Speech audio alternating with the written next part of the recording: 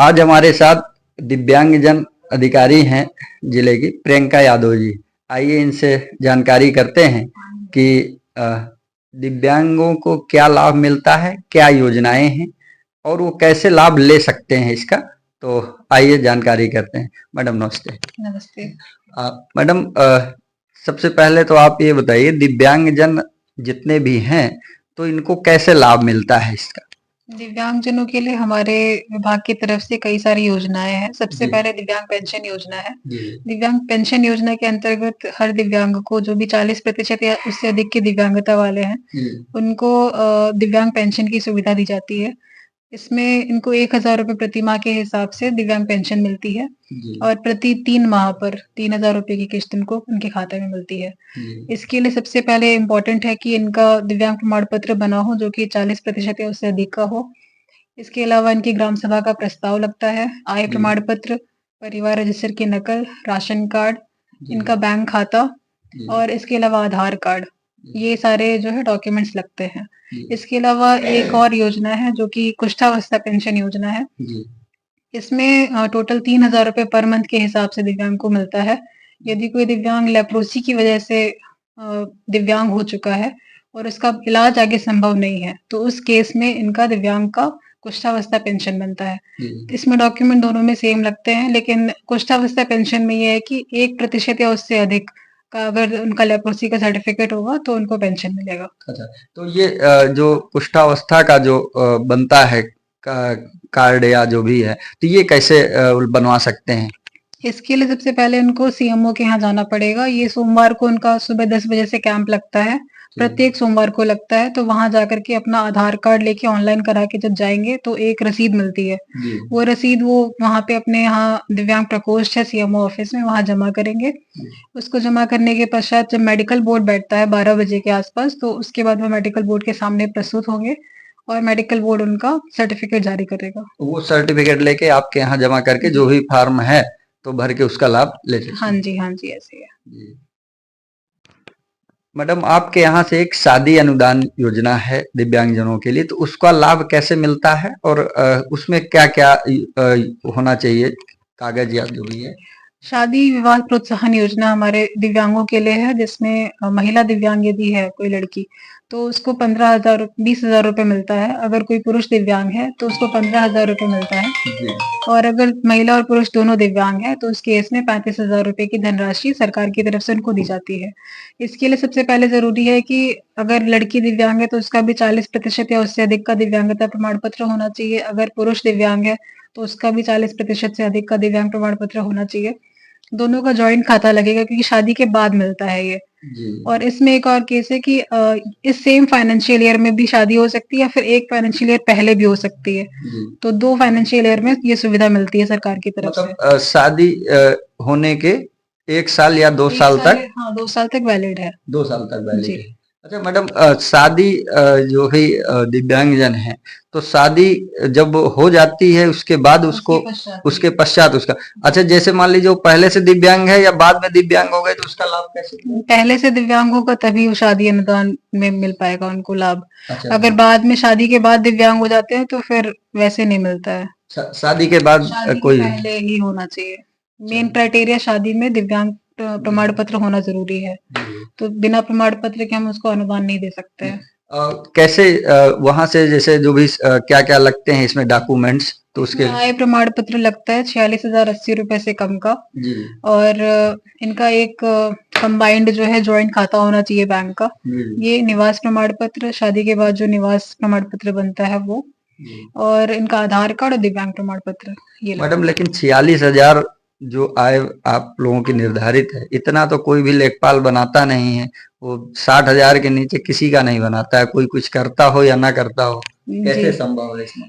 इसमें जो हमारा शादी विवाह वाला है, इसमें जो है इनकम टैक्स नहीं देना चाहिए। ये एक क्राइटेरिया है। तो इनकम टैक्स अगर नहीं दे रहे हैं तो वैसे भी उनका आय अधिक भी होगा तो भी इनकम टैक्स नहीं देना चाहिए। अच्छा, वहां तक वो तो 4 लाख 5 लाख तक है जो है, तो वहां तक एलिजिबल हो जाएंगे। मतलब तो 46,000 की कोई लिमिट नहीं है, वो मतलब टैक्स पे ही ना होना चाहिए। पे नहीं होना चाहिए। मैडम दिव्यांगजनों के लिए आपके विभाग से और क्या योजनाएं चल रही हैं, थोड़ा उसके बारे में भी बताइए। हमारे विभाग में दिव्यांगों के लिए दुकान संचालन योजना इस टाइम संचालित है। इस जी। योजना के अंतर्गत 10,000 रुपए का लोन मिलता है दिव्यांगों को, जी। जो उनके दैनिक क्रियाकलाप के लिए, दैनिक ज़रूरतों को पूरा करने के लिए है। इसमें 10,000 रुपए में 2,500 रुपए जो है वो अनुदान के रूप में मिलता है और 7,500 रुपए उनको 3 साल में छोटी-छोटी किश्तों में वापस करना होता है। जी। इसमें वो अपने लिए ठेला, गिमटी या छोटे-मोटे कोई भी रोज़गार के साधन को शुरुआत कर सकते हैं।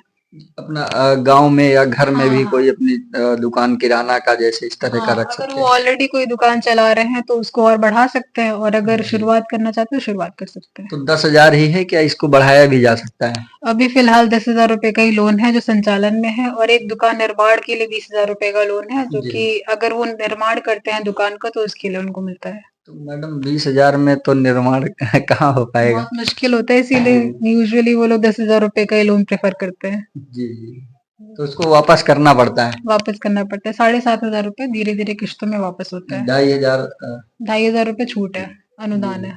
और क्या योजनाएँ हैं?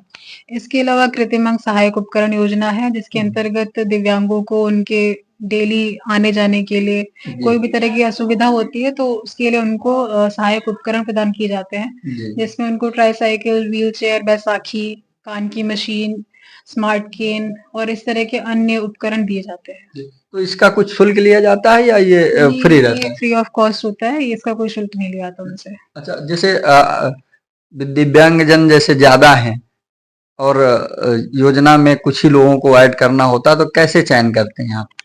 इसमें उनको सबसे पहले 40% या उससे अधिक का दिव्यांग प्रमाण पत्र होना चाहिए। जी। आय प्रमाण पत्र होना चाहिए जो कि 46,080 रुपए से कम का होना चाहिए जी। और इसके अलावा उनका निवास प्रमाण पत्र, आधार कार्ड, ये सब हम डॉक्यूमेंट्स लेते हैं। इसके अलावा एक और चीज़ है कि अपने जनपद में प्रधानमंत्री दिव्यशा केंद्र की शुरुआत हो रही है जो कि एलिम्को वाले जी, जी। हमारे इसी जनपद में शुरू कर रहे हैं। खोह में एमसीएच विंग जो है वहाँ पे शुरू होगा जी। और वहाँ पे एलिम्को की तरफ से सभी दिव्यांगों को, जितने भी दिव्यांग वहाँ जाएँगे उनको जिस तरह के उपकरण की आवश्यकता होगी वो उनको वहाँ से मिल जाएगी। मतलब जितने भी 40% से अधिक हैं जी, जी। दिव्यांगजन, तो उनको अच्छा जैसे इसमें केवल दिव्यांग ही नहीं है, इसके अलावा जो सीनियर सिटीज़न है, जो कि 60 साल या उससे ऊपर की जी। उम्र के लोग हैं, उनके लिए भी उपकरण उपलब्ध होंगे। उपकरण सबको मिले। जी। अच्छा मैडम, क्या होता है कि जैसे दिव्यांग जो प्रमाण पत्र बनता है वो 40 से जब आप अधिक हो या 40 हो तब बनाया जाता है, तो जैसे जो थोड़ा बहुत है तो उसका कैसा क्या? नहीं, उसके लिए कोई सुविधा सरकार की तरफ से नहीं है। जो बेंचमार्क डिसेबिलिटी है वो 40% या उससे अधिक की है। जी, जी। उससे उससे कम उससे वाले के कम लिए वाले कोई की सुविधा नहीं। सुविधा नहीं है। जी। जी। एलिम्को जो अपना यहाँ सेंटर स्थापित कर रहे हैं, तो उनका क्या आपके विभाग की तरफ से जो भी दिव्यांगजनों का प्रमोट होके जाएँगे वहाँ पर फाइल भेजेंगे या वो खुद ही अपने से ही सब कुछ इसमें दिव्यांग करेंगे? अपना खुद से रजिस्ट्रेशन जाके करवा सकते हैं। विभाग की तरफ से कोई ज़रूरी नहीं है कि अगर हमारे पास आते हैं तो हम उनको वहाँ भेज सकते हैं। भेज सकते हैं। हाँ, और अगर वो डायरेक्टली खुद जाना चाहते हैं तो खुद भी आ सकते हैं। कोई ऐसी उसमें दिक्कत नहीं है कोई भी। जी, ठीक है, धन्यवाद। मैडम चिकित्सीय सुविधा दिव्यांगजनों को देने के लिए क्या कोई आपके यहाँ से कोई योजना है क्या?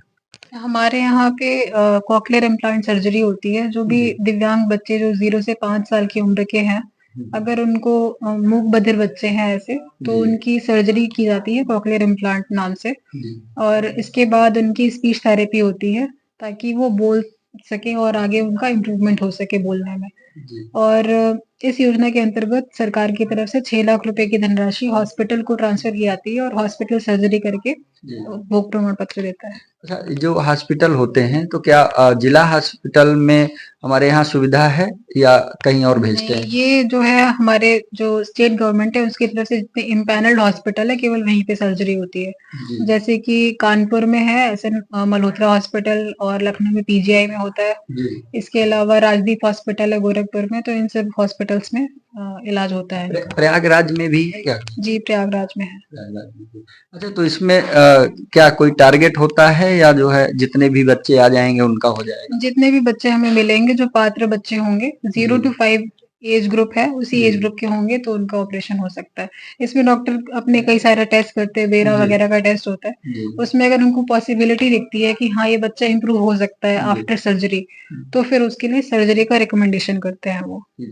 अच्छा मैडम, कुछ बच्चों को जैसे होंठ में कटे होते हैं या तालू जुड़ा होता है, तो क्या ये भी इसमें ऐड होता है कि इसके लिए अलग से है? इसके लिए अलग से सर्जरी होती है, ये गवर्नमेंट हॉस्पिटल्स में ईज़िली हो जाती है। इसको दिव्यांगजन मतलब दिव्यांगता की श्रेणी में नहीं लाया जाता? अभी इस कैटेगरी में नहीं आया है बट फ्यूचर में आ सकता है। Thank you.